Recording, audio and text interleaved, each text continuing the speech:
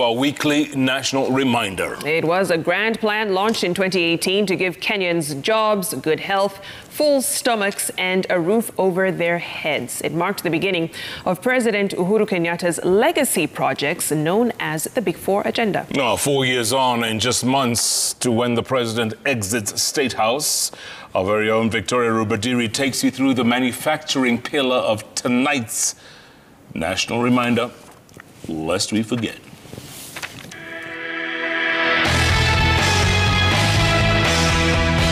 In the first pillar of the Big Four, we will focus on creating jobs by expanding our manufacturing sector. This year, that promise was to see manufacturing contribute 20% of GDP. However, since 2018, when the Big Four agenda was launched, that contribution has steadily declined from 8.4% to 7.6% in 2020, though it has been decreasing well before 2018. The sector's growth has hardly been impressive either, with an average growth rate of 1.7% in the last couple years. Well, there was also a plan to have Kenya achieve top 50 rank in the World Bank's Ease of Doing Business Global Index.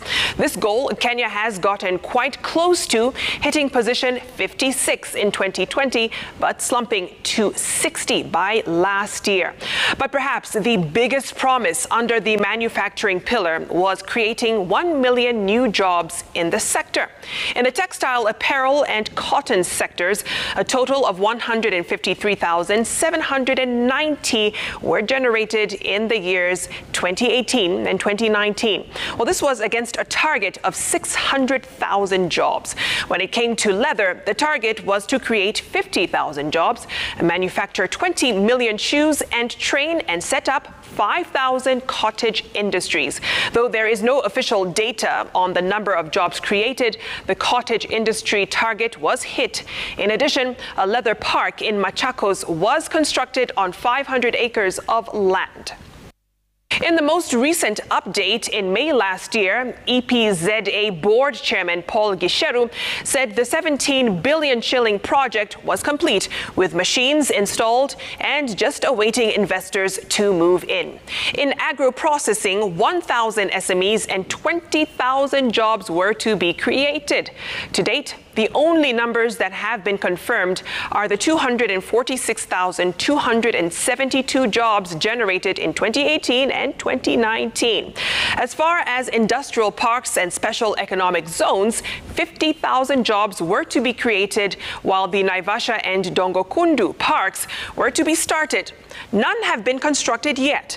The land on which the Naivasha Industrial Park is to sit has been fenced off and a master plan done. The Dongokundu Special Economic Zone has finalized a resettlement action plan for compensation for residents. According to the government, 76 economic processing zones have been gazetted, with 106,000 jobs created in that sector.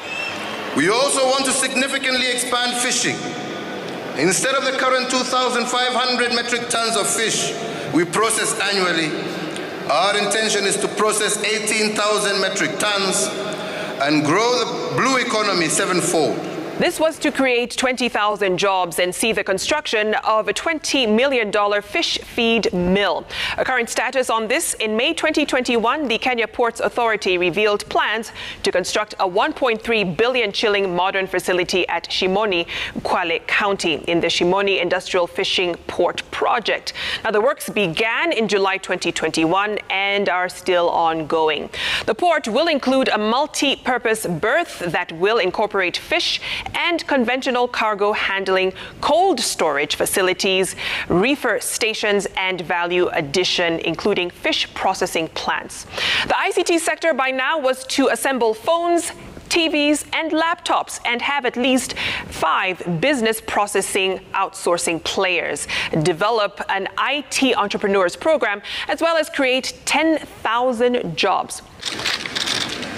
Well, last year, the president opened a nanotechnology and semiconductor manufacturing facility at the Dedan Kimathi University of Technology in Nyeri County. Several constraints still plague the manufacturing sector, from high cost of production inputs such as electricity, unreliable water supply, competition from the cheaper imported goods, and unforgiving tax regime, a lack of markets, and a shortage of raw materials or stock. It is clear more needs to be done to ensure local manufacturers have a more conducive environment to thrive and ultimately create the 1 million new jobs Kenyans were expecting by 2022. That's your national reminder of the week, lest you forget.